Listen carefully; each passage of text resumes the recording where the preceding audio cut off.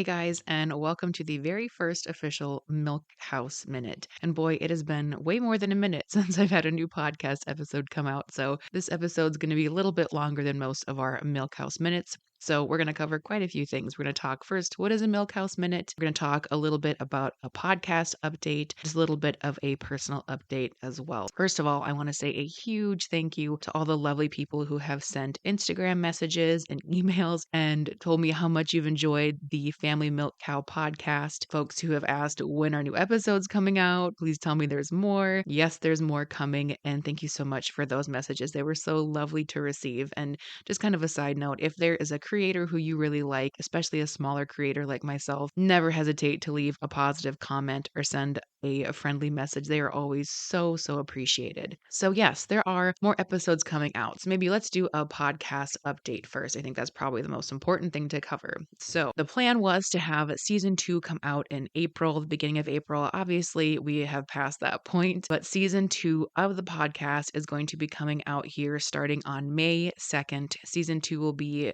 coming out May, June, and July. Then season 3 is going to be September, October, and November. Why was there a little bit of a gap? Well, actually, we are only technically a month behind schedule. My original plan had been to do a lot of the recording for seasons 2 and 3 in January when my husband had a bunch of time off from work.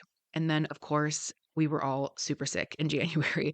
January seems like it's a million years ago, but what happens every year, and you'd think I would figure it out by now, is we all get together for the holidays and the kids all see their cousins and everybody swaps germs and you go home and about a week after Christmas, everybody's sick every time without fail. And then after that, once the kids get better, they typically are back at school and they have all their new germs. They're swapping with their classmates' new germs and come home. They come home and everybody is sick again. So we spent pretty much all of January just super sick. The kids were sick. My husband was sick. I was sick. My husband also, he has some disc issues with his back. So his back was also out at the same time. So rather than having the extra time or energy to do a lot of podcast recording in January, I was fighting for my life, trying to stay on top of kids and cows and just making it through. So everything is super far behind. Of course, everything did not go according to plan, but we are still, I figure, for just a couple weeks behind schedule, we're not doing too bad. So that is when you can expect some new episodes. Now, season 2 is going to be more solo episodes than I'd originally planned on, just because I'm not a tech guru. I'm just a humble humble woman here trying to figure this stuff out, and I'm still not totally satisfied with the audio quality when I have guests. So I'm still kind of working that out and figuring that out. So in the meantime, it's going to be a couple more solo episodes here for season 2. And then season 3 will definitely have some more guests on. I have quite a few fantastic guests lined up that I'm really excited to share with you. So what is a Milk House Minute, which is what you're listening to now? So these episodes are typically only going to be available for Patreon subscribers, and they are just kind of behind the scenes, sort of little mini episodes, some personal updates, that sort of a thing. They're available to Patreon subscribers because I want to give some extra perks to my subscribers. There's a whole bunch of different, like a slew of perks. If you listen to public radio at all or anything like that, as you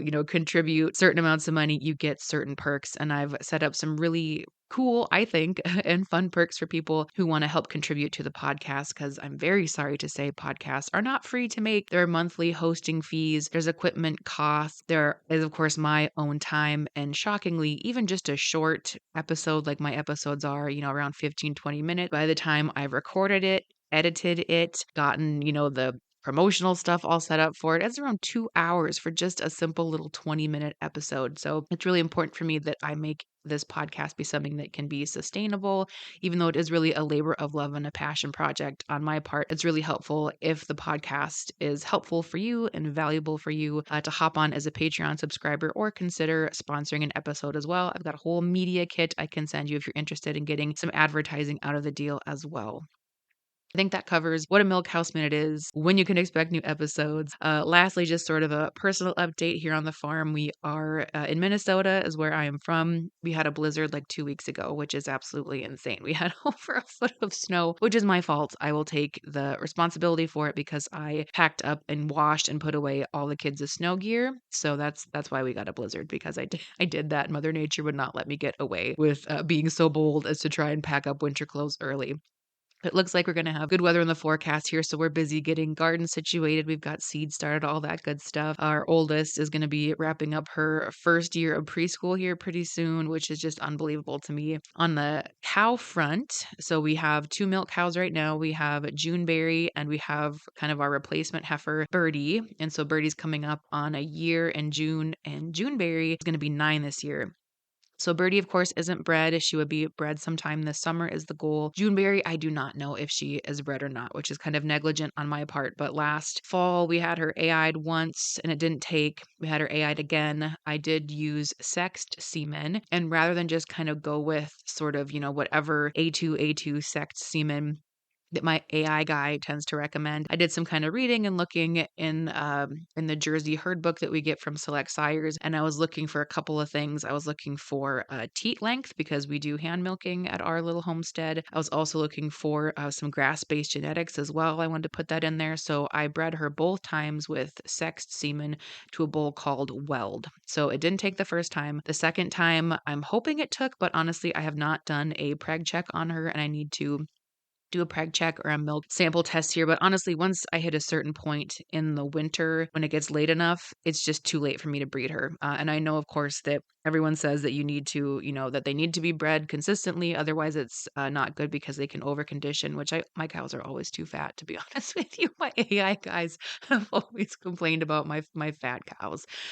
Poor girls. But I live in Minnesota. We do not have an insulated barn. We do not have a heated barn. I also have 3 very little kids. And so it is just, we hit a certain point where it would be just too soon and too dangerous to have her calving if it's too early in the spring because like I said, we just got a blizzard, here at the beginning of April. So if I kind of miss my breeding windows in the fall, I've missed them. And that has happened before with Juneberry. Actually at the times where I have had my own brand new babies and my husband was supposed to be in charge of watching for heat cycles, we ended up missing at different times her breeding windows. And so we just let him pass and then we just kind of milk her through and she gets a little bit of an extended break. So she does stay in milk. We don't dry her down, but we do have to wait until we can breed her when she's going to then calve during kind of warmer weather. So I need to get on the get here and do a preg check with her just to see if she is bred. So that way we do dry her down in time before her potential calf comes, which would be in August this year. So ideally we'd like to have a calf this year. Right now, just with my kids, I do not have it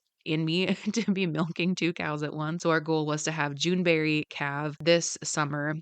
And then we would not breed her this year just because that would be kind of late for breeding by the time she'd start cycling regularly again. So she would calve this year. She would not calve next year, but our replacement heifer, Birdie, she would have her first calf next year. So we'd have 1 cow, fully in milk kind of for the next 2 years roughly. That was kind of the plan. We'll see if June is bred or not. So that's sort of the update here at our little farmhouse, just trying to keep up with all those spring projects. It seems like winter went by super fast and I didn't get as much rest or sort of crafting time as I wanted, but that's just the way things go when you have young kids and a farm and everything else going on. So that has been our Milk House Minute. Thank you so much for joining me. Make sure you are subscribed to the podcast wherever you get your podcasts so you don't miss when season 2 comes out here in May. Thanks so much, you guys, for listening. And as always, give your girls down in the barn a scratch behind the ears from me.